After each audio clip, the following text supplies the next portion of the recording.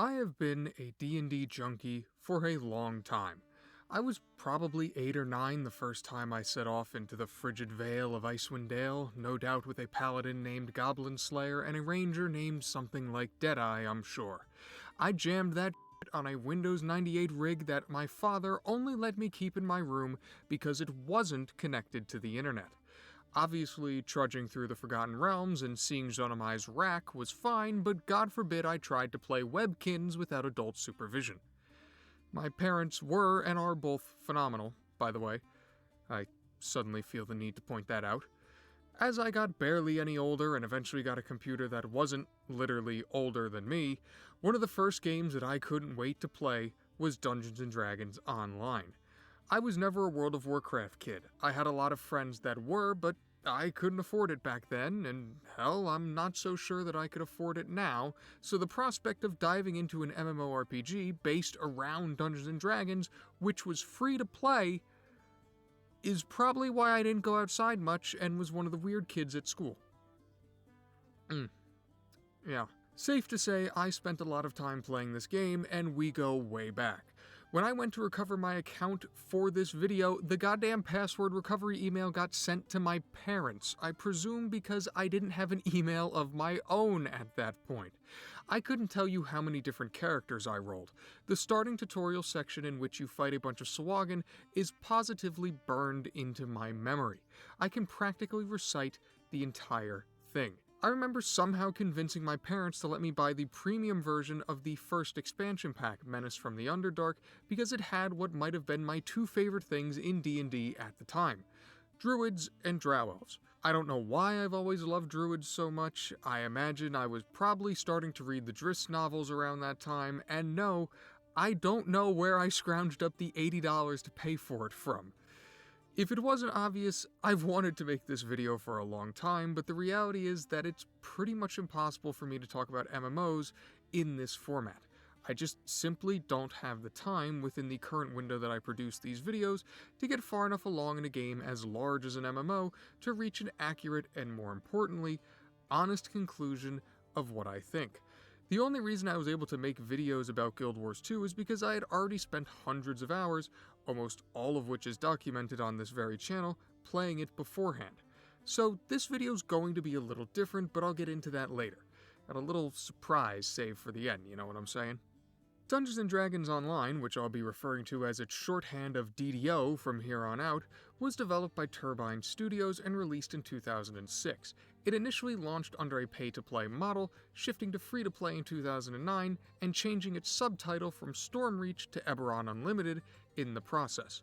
It plays off a loose adaptation of the 3.5 rule set, and nowadays is perhaps most notable for being primarily centered around the world of Eberron, even if it's come to feature adventures from other game worlds since, namely the Forgotten Realms.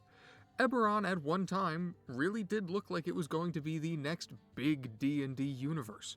Created by Keith Baker, it came to fruition after it won a public competition run by Wizards of the Coast to create a new D&D world in 2002. Its official setting handbook won more than a few awards in 2004, and its success continued as the game transitioned to 4th edition. Its overall popularity and staying power dwindled somewhat after that, but it's unquestionably one of the better received more recent settings, and is still officially supported and updated today in 5th edition, with new supplements being released as recently as 2019. Baker himself continues to release new adventures under the Open Gaming license, which is just unbelievably cool to me. Talk about dedication and love for what you've created. Thematically, Eberron is firmly rooted in traditional fantasy, but with a heavy smattering of steampunk and pulp. There's a lot of technology present, much of which is powered through magical means, and the lines between good and evil are purposely blurred. There's a heavy focus on adventure, and the technological style made the original campaign materials a prime place to introduce the Artificer as an official base class for the first time, and the Warforged race, sentient constructs not unlike golems. Made up of 7 continents, DDO takes place primarily on Zendrik, I think I'm pronouncing that correctly, sorry if I'm not, which was previously largely unexplored. No matter where one finds themselves exploring, there is plenty of intrigue to be found. DDO lets you create a character and set out into the world by way of you washing up on a beach after your ship is attacked by a dragon. When you get yourself back to civilization, you're free to wade knee-deep into the local disturbances, growing stronger and uncovering mysteries of the world along the way. DDO plays like most other MMORPGs with a clear focus paid towards the adventure and progression aspects more typical of D&D. Dungeons often take on a more narrative format featuring objectives and goals which are narrated by an omnipresent dungeon master who sets the scene. Quests usually take place in independent instances designed to be run either solo or with a group, and frequently featuring puzzles and secrets to be solved and found. Overworld areas are essentially vessels through which these instances are reached, leading to a sort of secular feeling to the process, not unlike that which might be found in a tabletop game. Character progression is defined by the expected litany of skills found in 3rd edition such as speech, spellcraft, and athletic talents, all of which are influenced by one's class and stat line, of course. The level cap is also far, far lower than is typical, currently sitting at 32, though there are stepping stones, referred to as ranks, between levels as to somewhat mimic the more traditional MMO leveling style. Harkening back to the days of 1st edition Advanced Dungeons & Dragons, and I'm not even exaggerating when I say that, leveling can only be completed through consultation with a trainer of the class in question. These trainers are found in the various towns you explore. This game, practically from the outset of the character creation process, which features nearly every class and race you could hope to find from the D&D pantheon at this point, captures the essence of the tabletop experience. And that is, beyond my own personal history with it, why I wanted to cover this game. It's different from other MMOs. It's still grand in scale, but much smaller and more deliberate in a lot of ways. It has a great focus on directed adventure and narrative as opposed to large-scale open-world events or PvP. It's almost closer to something like Skyrim, where you can run through a huge world all alone if you so choose, than an MMO. But for obvious reasons, I can't do that now. My character is like level 2 at the time of this recording, you dig?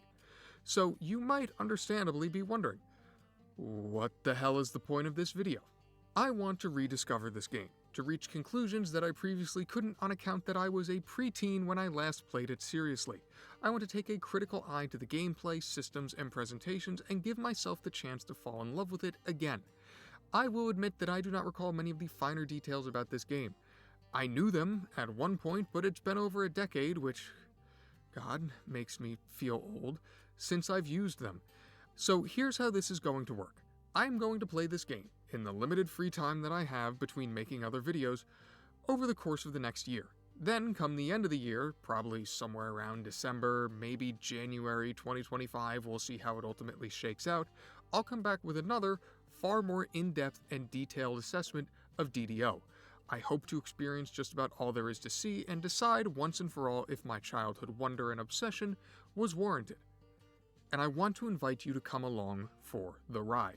Again, this game is free to play, so if you would like to give it a shot, or if you're already a battle-tested veteran and come along yourself, then please feel free. My character for the purpose of this adventure will be a Drow Elf Druid, mainly because it feels appropriate in light of my purchasing of the expansion all those years ago, named Fandrax, played on the Orion server.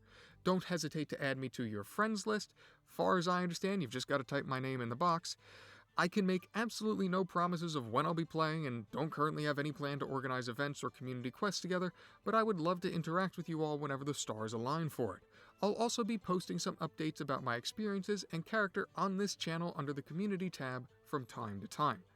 I know this is a weird video, but I am sincerely excited for this. More traditional musings will resume in our next episode, I promise. I want to thank you for sticking around this long and indulging in the wonder of an old man.